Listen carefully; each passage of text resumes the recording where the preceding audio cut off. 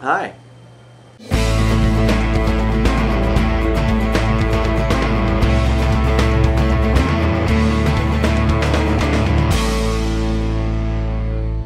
Apologies for the sounds of the dishwasher in the background. So today I am going to be reviewing the Geodyssey series by Piers Anthony. This is not the complete Geodyssey series. I did not read the complete Geodyssey series. There are 4 books in the series altogether. I only read the first 3. The Geodyssey series is not a series where you absolutely have to read every single book in the order that they were published or anything like that. So I read the first 3 books in the series, although I really only consider the first 2 to be favorites, but the third one just kind of rounded it out nicely, so I read that one too. This is a story that tells us about mankind's history, from its earliest days, from early man to just a few years into the 21st century. So because it covers such a broad scope of history, they actually explore a number of different things, including evolution theories, theories on all sorts of history from all different places and all different time periods, and also speculations on how the world might eventually end.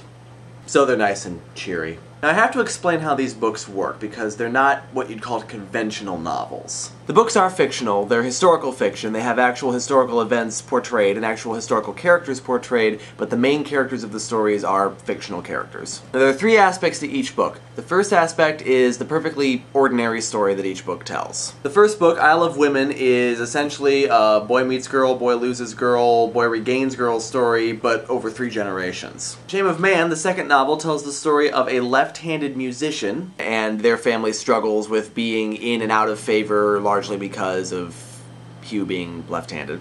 And the third book, Hope of Earth, tells the story of a group of siblings, each of whom bears a curse of some kind, and it tells the story of how they cope with that and form their own families and survive, basically. So what we have are ordinary people with their ordinary stories, but they are lifelong stories. And so largely because of that, and also largely because of how the books work, the other aspects of the book, they really do read more like anthologies of short stories. So that's the first aspect. The second aspect is that these characters are reborn throughout history. These are novels of human history, and in order to portray all of human history, you have to cover millions of years. Unless, of course, you're one of those people who believes that the Earth is only 6,000 years old, and to you I say, you're dumb.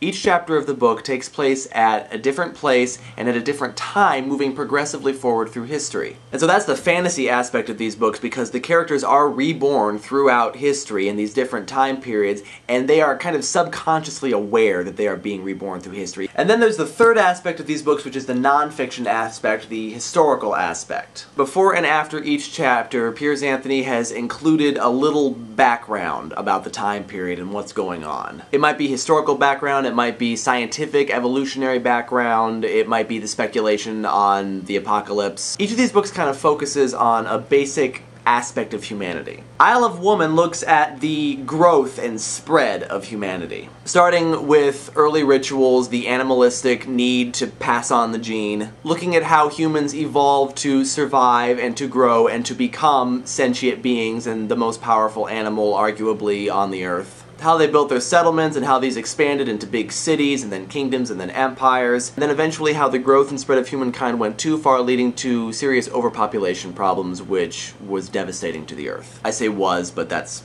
future, so whatever. Shame of Man looks at how mankind uses the resources that the Earth gives them. The use of food, the use of different kinds of animals, all these different things are explored in Shame of Man. And of course the book ends with the Earth ending because we have used up the Earth's resources. And Hope of Earth, because it is about a group of siblings who are basically outcast because they are cursed, it looks at survival. Human survival, plain and simple. He portrays a lot of wars in this particular book, and the characters always seem to be on the losing side of the war, and so it shows how they are able to survive and adapt. And also looking at the plagues that humankind has survived, and that's actually how the book ends, with the Earth ending in some kind of plague with disease running rampant. I find these books very interesting, very informative, they're thought-provoking, but there is one major problem that I have found that I have with Piers Anthony's writing. Piers Anthony is very much a soapbox author, meaning that he has a point that he wants to make, he's going to make it in these novels, and he's going to make absolutely sure that his readers get it. So he's not going to leave anything open for interpretation, he's basically going to take his point and kind of shove it down our throats. And even though I agree with the points that he makes, I still would prefer that he leave things open for interpretation. And so I am no longer listing these on my favorites list. I will probably read the first two at least a few more times because they are very interesting, but I can't honestly call them favorites anymore. And so seeing as how the movie just came out, we just had the 2nd year anniversary of Osseo Deathly Hallows the song, we've had the anniversary of Deathly Hallows the book, as well as the series itself, and of course, J.K. Rowling's birthday is on July 31st.